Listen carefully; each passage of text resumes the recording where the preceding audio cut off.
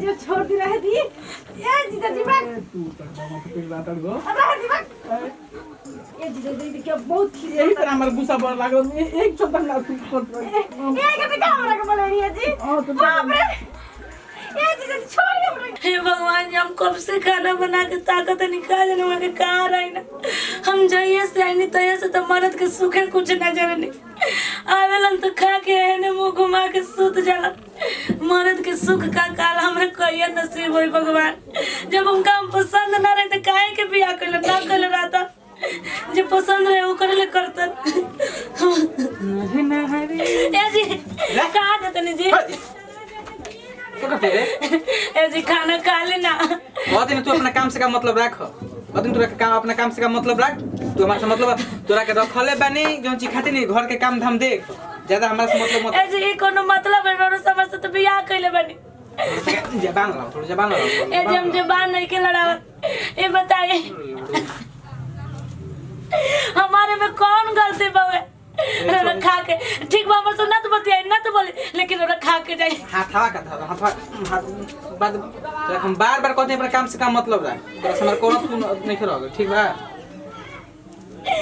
भगवान जी हम क्या करे हम कौन हम हमारे में कौन ऐसा कमी बा जे हो हमारे से नैकन बोलल चाहत नैकन हंसल चाहत हमकर माई बाबू अपने मन से बियाह करते में हमार गलती बुए अपने माई बाबू के दोस्त काहे नहीं कर देते देख मतलब तो निकला देख इनको अपना तोड़ दे पतोया ए पतोया क्या पतो कहां रो तू बाबूजी देखी ना आज फिर हुआ के आई नहीं ना खाना खाए के करने तो मार होते हमरा सतरे में से ना तो बोलिए हमरा से दूर रहो हम तोर शक्ल लेके देखल चाहत तोरा कम पसंद ना करी ना हम तोरे से प्यार भी ना करी ना ऐसे का ठठे मटका बाबूजी ये बताई हमारे संग रोरो सब काहे छल करनी जा जब वहां के हमरे के ना चाहत रहे ना हमर से शादी कर चाहत रोरो सब काहे शादी करनी जा आज हमरा न भोगे के पड़ता हुए के चलते सोना का पतो का मटका ऐसे ऐसे का ठठे देखी आज चुप रह पतो रुक रहा चुप जा हो जा हम ओकरा के पसंद पहले हमर बात सुन ली अगर बाद में जान बुझाई जन रकम आज हमर सास रहती तो हम सब बात वाले बते लेकिन ससुर के नाते हमरा से का बताई आज तरीके ले हम मरद के सुख जनले बनी मरद के सुख का कहाला बोले ना हम बाल बच्चे नहीं के तो गांव वाला कहते तेकर बाले बच्चे नहीं के हम गांव वाला से का कही तो हमर मरद हमरा भी ना आला हमरा भी ना रहेला बताइए जाकर अपन बेटा के समझाई अपू पूछी मोटा का काम रो का या मुआवा थानी बता ऐसा ना लगा पतो ऐसा बोलत ना चलत हटे हम सुंदर पतो काहे खातिर नहीं आईनी मोटका का बुझाता ना हटे कहां बड़ा मोटका आ हीरा मोटका भैसा कला बड़ा कोना मतलब नहीं के लागत एकदम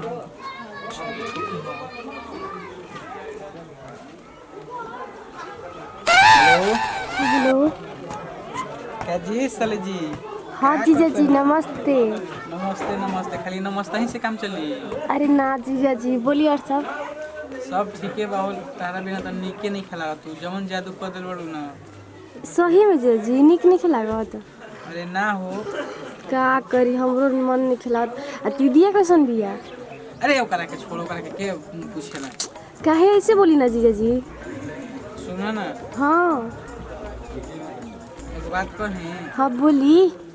तारा से मिले के बड़ी मन करता ये जीजा जी सही में हमरो मन करता कि हमहू अती तो भेंट हो जाता साला 1-2 महीना रहती तो ठीक रही तो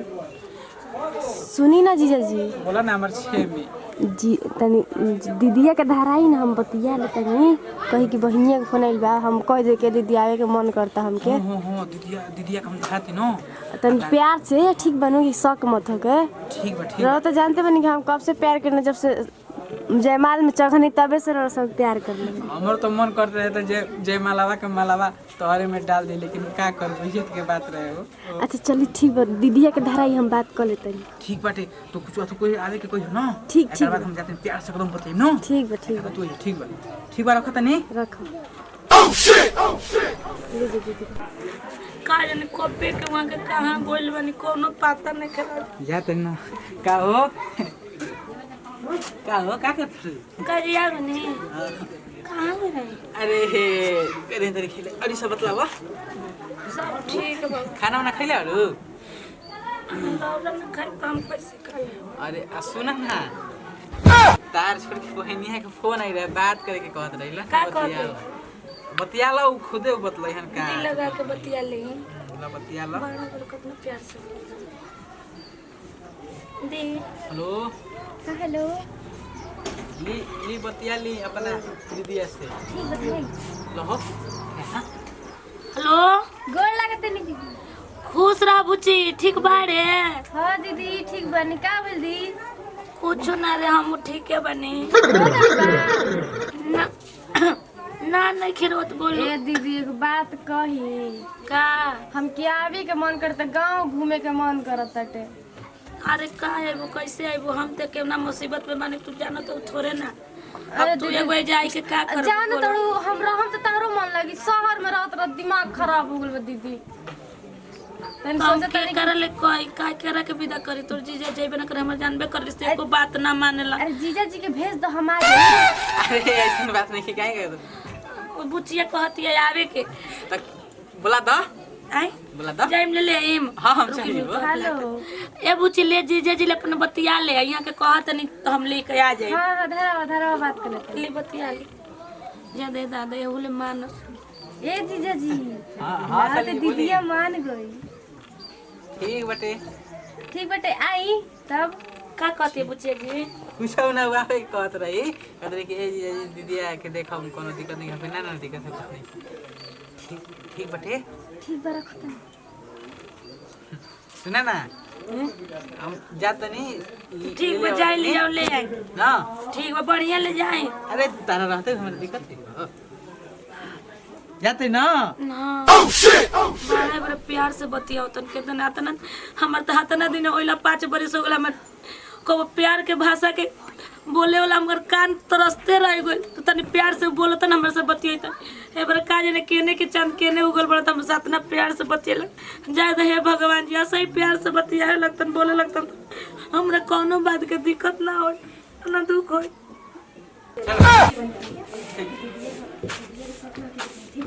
अरे तू हूँ ना जी बारू क्यों सकुफी चला तो चलो ऐसा तो रंगदार साली पहले बनी हो दीदी अब ये नु अरे तू हो ना एकदम ना हमारा हम बोला है दीदी का जो बुढ़ावा नहीं खेला तो बुढ़ावा नहीं खेला तू तो परा बोल रहा है। बाबूजी के बढ़िया से तो सब हैं सॉरी तू ही तो हमार प्यारी साली बारू बार मटका बार ससुर से के समान। हां ए बाबू उतर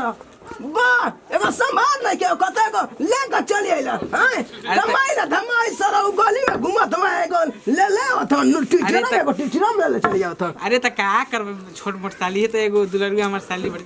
का बाबू तो का दिक्कत बटे अलमना तो बोल दे हम ना आई। अरे ना ना आइबो काहे जा तो दीदी आ तो चला हो। जा बोला यार कहां बोलू हो चला आओ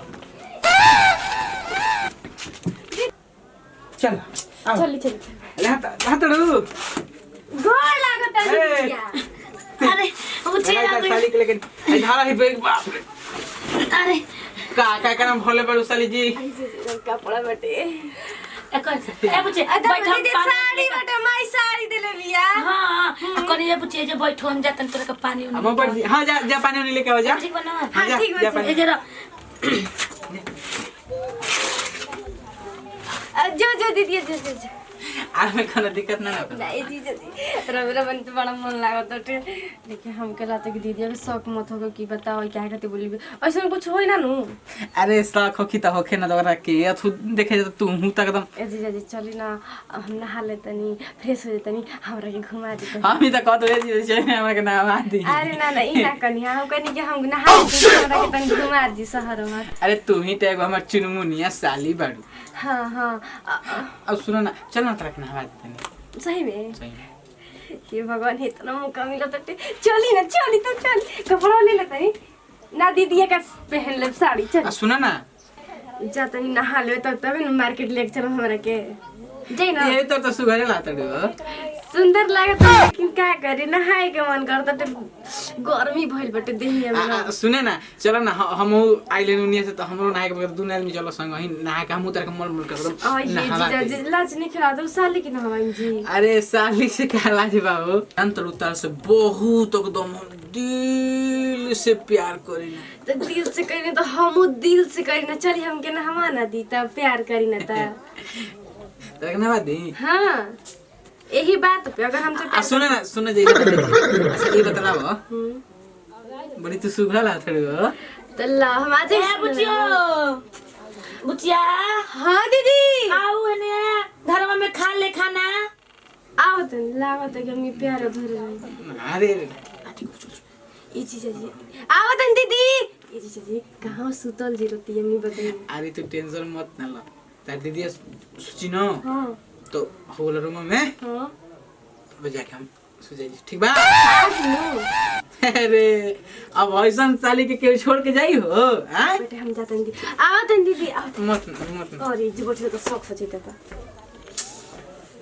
हमरा समझ में नहीं खे एकदम दिलवे हमार ऐसे चला साली आइल तो बिया एगो होकरा के से तो सुघर लाती हम का करी चलो देखो दिन का करत ऐसा। अरे मटका भैसवा मटका रे दिन भरी चिरा तो मुंह तो नहीं का हो बाबूजी क्या करत इन का बाबूजी कुछ ना खैनी बनाती रे हां पतो यार का कहां रोत हो रे दिन रात। अरे तू तकदम दिमागे तार ना अरे बुझाता ना रे तेरा बुझाता कि ना रोवती है रात दिन बता शिकायत हो कथटे लग मारू और खा के मर्जी सराव तो हमर फांसी हो तोरो फांसी। अरे तारा बुझात नहीं बैठा बुढ़ाइला तार दिमाग सटिया के खुशी के आंसू रोवती है तो ओकरा के प्यारे दिन तो खुशी के मारे ओकर आंसू मतलब अच्छा तो खुशी के आंसू रोवती है नु तो के पता चली जेलवा में चल बना तो ये पता चल जाई सराव तो नहीं तारा उ दिन भुकर करो दियो कर आंसू जो है जले आ गरला आंसू खुशी का बात है। तू इहे सब देखत चलत रहो देखनी ना रे ओ जे गइरा नहीं तो जे देखनी हो वो रोत रलिया सुनाइला। ए बाबूजी सुन ना अच्छा ए बाबूजी तेरा के ई का करत रे देखले साला काम मोर को खल जात का रे क्या करत अरे ना मतलब कीने के सोचत रही। अच्छा किने के ए बाबूजी कहियाला पानी आ गेल रे ऐसे कहत रही सला त कि तार 5D तार चश्मा किननी हम ही आई तार गमछी किननी हम ही ए बाबूजी खा मार ए दीदी का लागल बनी का जी साथी जी चश्मा बड़ा सुंदर लागत है ला तो बुढ़ाओ के कुछ लौकत नहीं पड़ती बाबूजी अरे बाबूजी ए बाबूजी ये जीजा जी का रे मायरे बाबूजी बाबूजी का बीज गई बाबूजी चश्मा वाला तनी चश्मा दिए है यार आ तनी बड़ी हम चली ना काम मत है अरे चली ना ए बाबूजी बूढ़ा मरे ए बाबू का कला रे कुछ ना बाबू कुछ ना हो का कला रे अरे कुछ ना करे हो मैं मार और बाबूजी काहे ना तनी अरे बाबूजी रे मायरे लाइट लगा हुआ तो ना बिना मार अगला बाबूजी ना बाबूजी इधर अरे चश्मा वाला अरे ये खो तो हम ए बाबूजी धरी मुआ तो कर ला ए जी चले ना तरह कुछ दिखाए को चली ई हो हर बेस्टा ना लिया फुट बादल जाती है हां